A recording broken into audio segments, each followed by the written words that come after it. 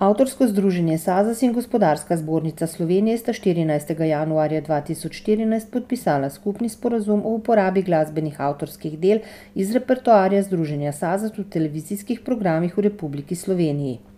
Kot je uvodoma dejal predsednik Združenja radiodifuznih medijev Rajko Đorđević, Združenje radiodifuznih medijev in Združenje SAZAS še do zdaj nista imela sklenjenega skupnega sporazuma, ki bi veljal za vse izdajatelje televizijskih programov v Sloveniji.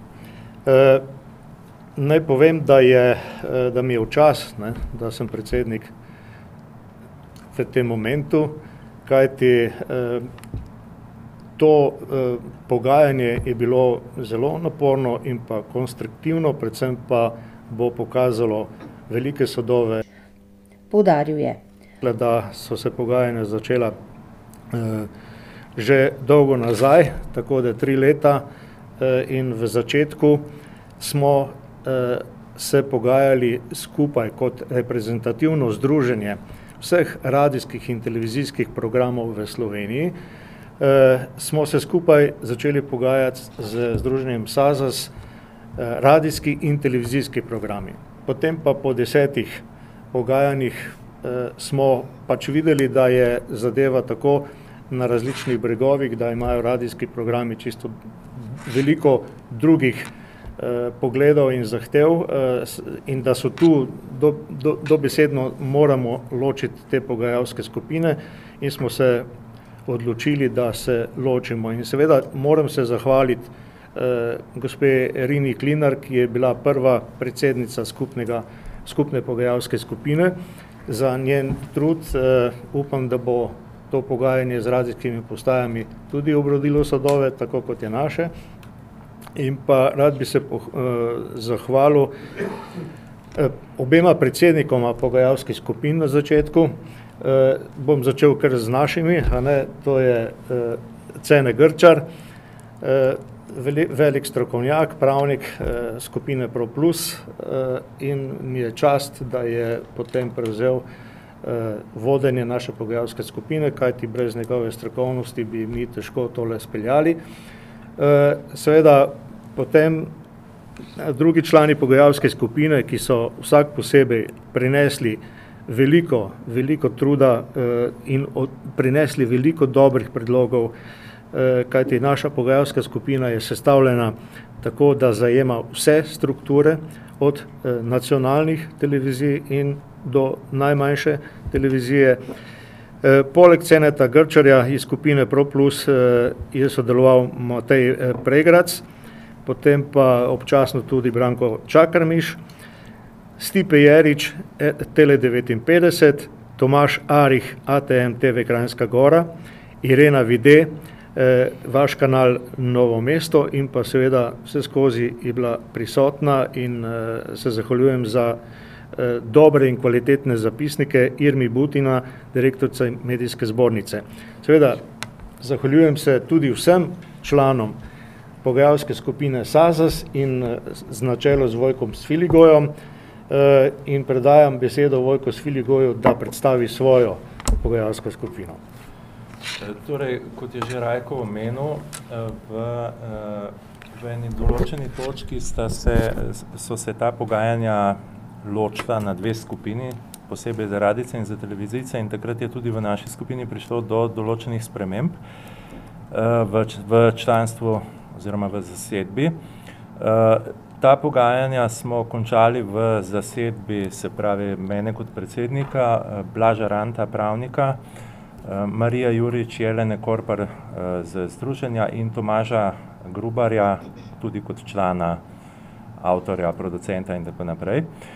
Predtem pa so v skupini delovali še Janez Hvale, Matjaž Vlašič in Jan Pečar, pa predvidevam, da še marsikdo drug, ki ga bom zdaj verjetno spustil, ker se ne morem spomniti, ampak važen je zaključni rezultat. Se pravi, što je za timsko delo mnogih ljudi, ki so za tem stali, in rezultate bomo pa videli, tako kot je Rajko rekel. Vsebina sporazuma postavlja temelj razumevanja pomembnosti spoštovanja glasbene avtorske pravice, ki družbi prinaša obstoj, ohranitev in razvoj narodne identitete ter kreativnega ustvarjanja.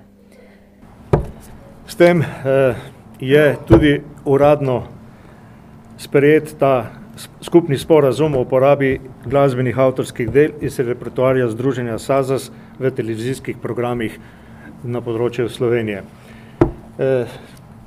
Čestitam ti, predsednik, Enako. Da ste kot pogajalska skupina bili zelo, sicer včasih malo težko, ampak mislim, da smo z nekako skupnim dobro voljo našli en modus, da bo slovenska glasba in slovenski avtori dobili pravično odmerjen honorar za uporabo v televizijskih programih.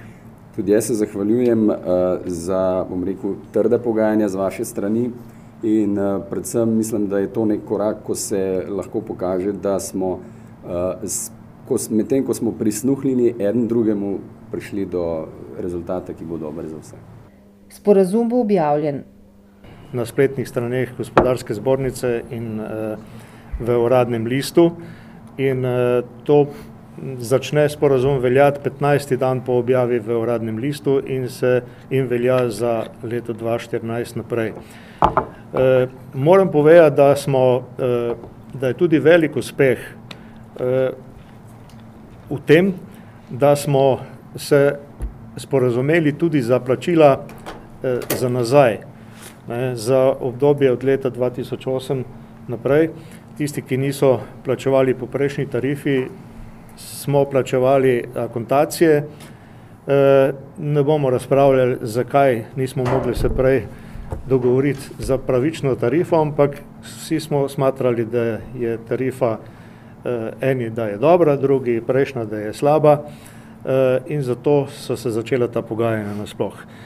Mislim, da za nazaj nima smisla več pogrevati, ker je to pase, velja za naprej. Dorekli smo pa tudi pogoje, plačila in višino plačil za nazaj, za tiste, ki niso plačevali. Tako da je rešena zgodba in med SAZAS-om in člani Gospodarske zbornice ne bo prihajalo do težav. Jaz mislim, da težava za poplačilo je lahko samo finančne narave, če bo kdo pred stečajem, drugače pa je tarifa tako zasnovana, da je ugodna za vse. Tako za lokalne medije z majhnimi prihodki, tako za regionalne z malo večjimi, tako za nacionalne. Seveda temelji pa na uporabi na količini uporabe avtorskih del, ki jih ščiti SAZAS. In to je zelo pomembno, da je tarifa pravična in da zagotavlja tisto, kar avtorjem pripada. Sporazum rešuje, kot je Rajko in kot so ostali povedali, razmerje za naprej. Rešuje tudi odprte razmerja za nazaj. Prinaša pa nekaj, po mojem mnenju, ki je zelo pomembno in tudi v času teh dolgotrajnih pogajanj bilo doživeto in smo spoznali, da je pogoj za sodelovanje med uporabniki in kolektivnimi organizacijami neko zaupanje. In mislim, da je do tega zaupanja tekom teh pogajanj prišlo. Rezultat tega je tudi ta sporazum.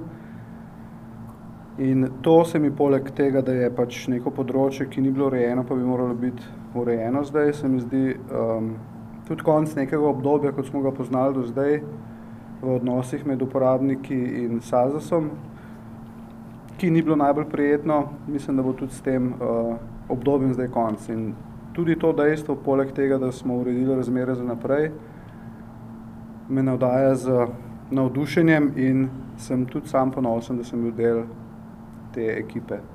Zaščita avtorske pravice seveda temelji na pravici, ki jo ima avtor.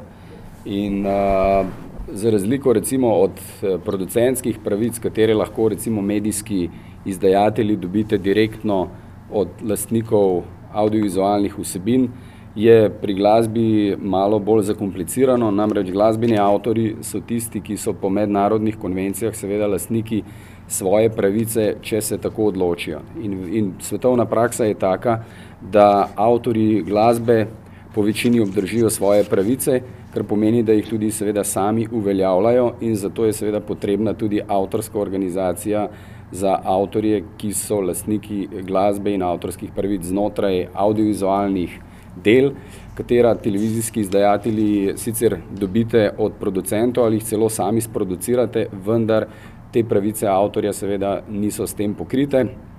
In to je najbolj enostaven način, da vse pravice pridobite na enem mestu v vsaki državi v Evropi in tudi v svetu, je po večini ena avtorska organizacija, ki zagotavlja tudi glasbene pravice. Recimo samo za informacijo, povprečno je v vsaki televizijski oddaji vsaj 15 glasbenih del in tudi povprečno nekje okrog 45 glasbenih avtorjev, ki so prisotni znotraj nekega audiovizualnega dela in to je v bistvu tudi kar dosti dela, da glasbena organizacija seveda korektno obdela vse podatke in nakaže avtorska nadomestila avtorjem po vseh državah celega sveta, tako da je na ta način poskrbljeno tudi za ta del avtorske pravice. S podpisom skupnega sporazuma sta podpisnika stopila na skupno pot spoštovanja in uresničevanja evropskih in svetovnih standardov glede uveljavljanja glasbene avtorske pravice, tako da gre nedvomno za pomemben pozitiven premik v odnosu do avtorske pravice pri nas. Jaz sem izredno vesel, da se stvar vsaj približno zadovoljivo iztekla. Veste, tole zanimivo, ne, s to televizijo, ki je seveda mnogo mlajša sestra v teh zadevah, kot je radio.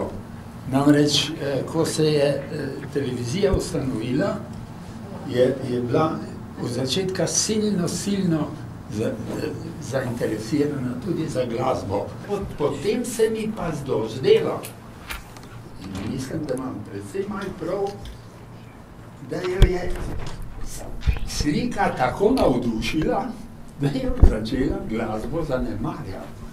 In to je začela zanemarjati že potem, ko si je rekla, ja veste kaj, to je vse v redu, to nekaj pojete, nekaj igrate, orkester se ne premika, vse je statično, vse je statično. Mi zato nismo več kaj posebno zainteresirani. Seveda je zdaj televizija, ko je odrasla, začela delati oddaje, ki so slikovno zanimive in so seveda tudi glasbeno zanimive. Upam, da bojo.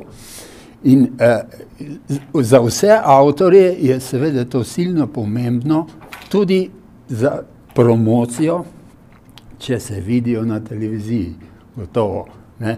Predvsem je zdaj veliko te mlajše generacije, ki si tako in tako brez spotov ne zamišlja svojega napredka, niti svojega udejstvovanja, tako da te stvari zdaj nekako grejo. In upam, da bojo šli tudi v bodoče in želim, da bi televizija predvajala dobro glasbo in tudi dobro slovensko glasbo. No, jaz lahko samo to povem, da se mi zdi v idejnem smislu to dobro, ker je avtorska pravica, se mi zdi, da je bila v zadnjih letih ob tej dogajanjih v naši družbi, divi privatizaciji, mislim, da so nas hoteli večkrat kar nekako tudi vzeti našo pravico, avtorsko pravico, jo divje privatizirati in se mi zdi na enem simbolnem načinu ta podpis pogodbe zelo pomemben.